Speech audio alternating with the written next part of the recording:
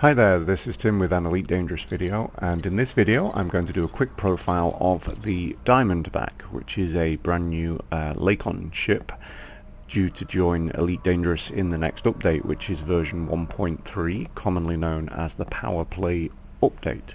Now I'm just going to take you through the list here of kind of default fittings that are in the shipyard.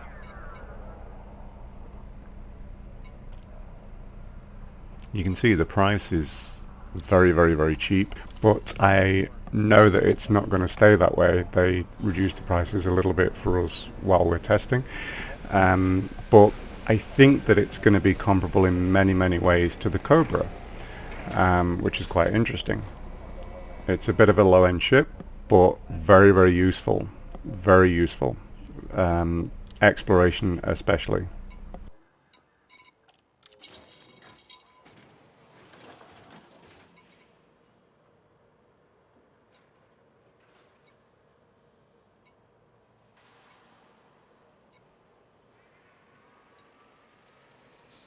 You can see the default over on the right there comes with an 11 light year jump range, but I'm just going to refit it with some good components the same way that I would fit a higher level ship, and then you'll see how much power there actually is available for energy weapons at the end of this.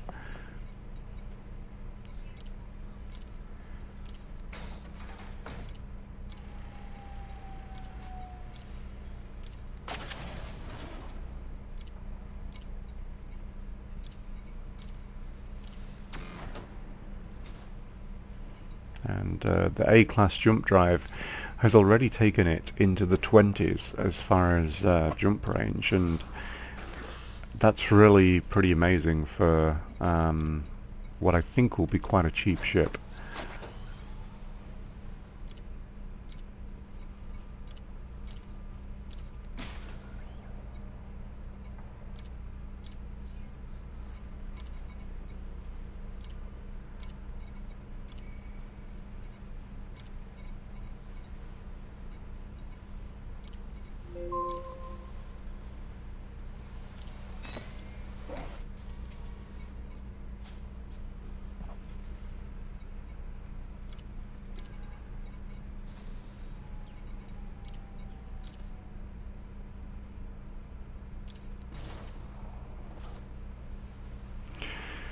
So there you have it. I mean, with everything fitted in a way that would reduce jump range, it's still got almost a 23 light year range. So let's fit some weapons and see if that reduces it any more. Just keep an eye on the deployed and available power consumption over on the right hand side.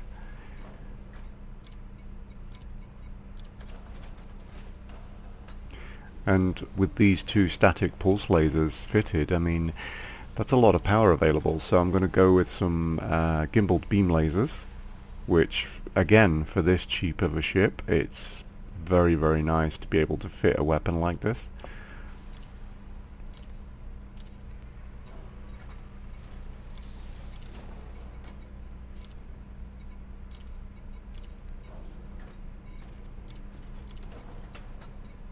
And there we go. I mean, it didn't even break a sweat. So I'm going to fit some shield boosters now, and that should take the energy consumption up quite a bit. Shield boosters do actually stack, so the gain that you've made from the first one creates a larger gain, so it's kind of an exponential gain for each one that you stack and fit on top of each other.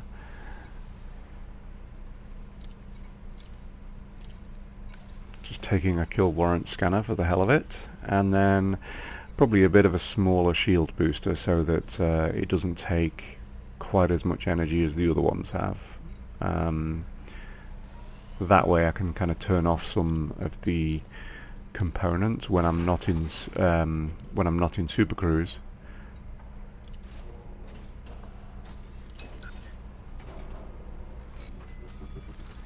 Okay.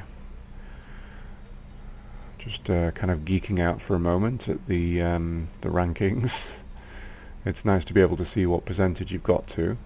So anyway, obviously when I'm not in Super Cruise, there's things I don't need. Or when the weapons are stowed, I don't need a fuel scoop, because when you're not in Super Cruise, you don't need one.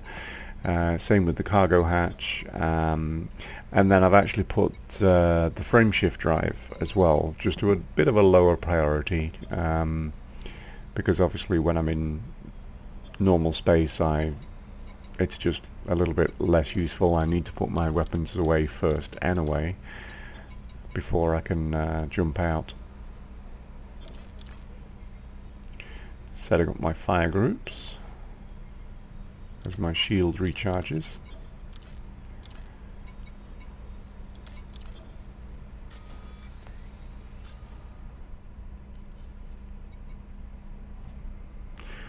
Time to undock, and obviously I'll not talk through this so that you can hear the engine.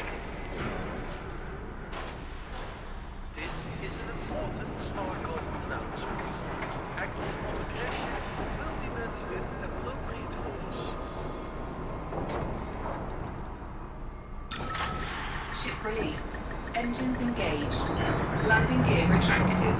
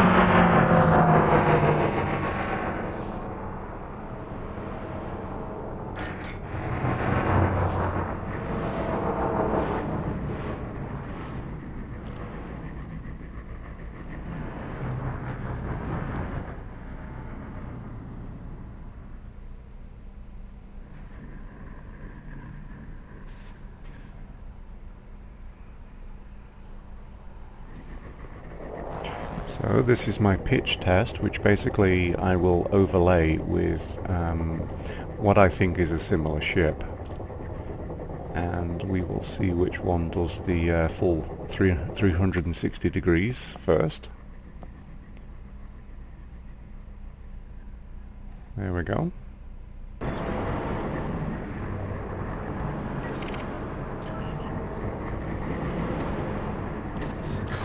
Power plant capacity exceeded.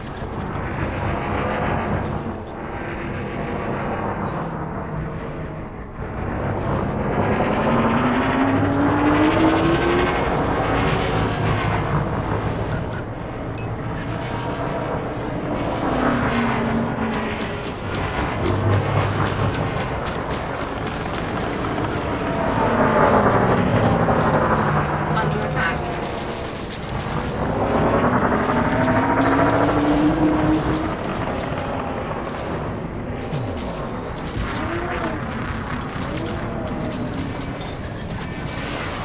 Shields offline. Taking damage. Target shields offline. Hull integrity critical.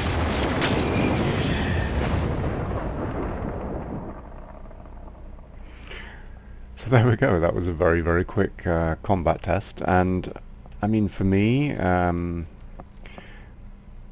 don't think it's very far above or below the Eagle.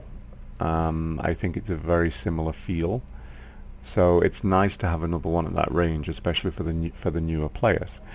But where I think this ship is actually going to come into its own is for exploration, and I think that a lot of people that even have many credits are still going to use this ship for their exploration. It's just that good of a ship with the jump range, and it's that cheap as well. So I'm just going to sell all of the things here that I do not need to take with me on an exploration trip, and just watch that jump range go up. Obviously things like weapons, you can decide whether you want to take them or not, and just basically take the hit on the jump range. Same with shields, really. When I go exploring, I don't really take shields. I tend to explore in solo mode anyway, because you can't take high resolution screenshots in open play. Now with a power plant, I'll actually change this purchase again in a minute. I'm just going to buy the D class first, because those tend to give just about the best compromise between weight and energy usage and everything. I already have, oh yes, I have the D fitted already on that one. Power distributor, you can go pretty cheap on these two. You don't need the D class, so I'm just going to order by price, and then I can buy the cheapest one for 5 credits. It will not allow you to boost, but when you are exploring, you generally do not need to use the boost.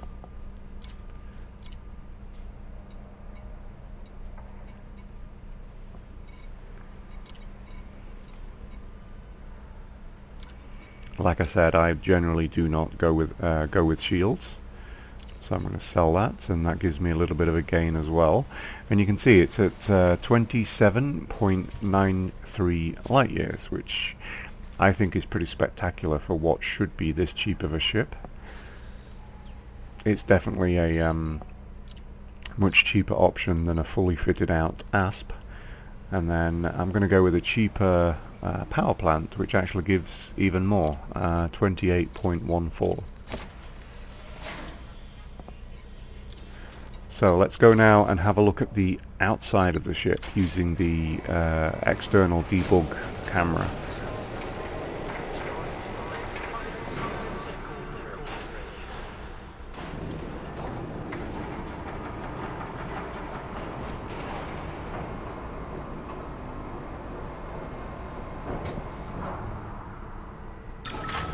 Ship released. Engines engaged. Landing gear retracted.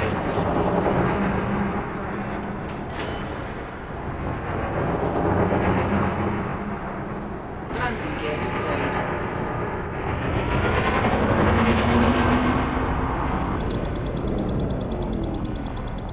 Landing gear retracted.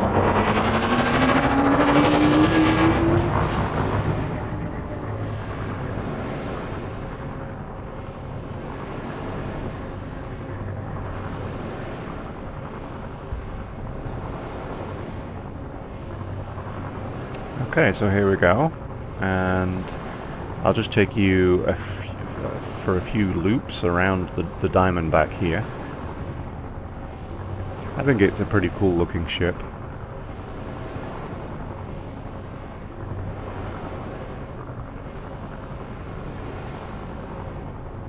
Obviously there's a lot of similarities to the other Lakon designs.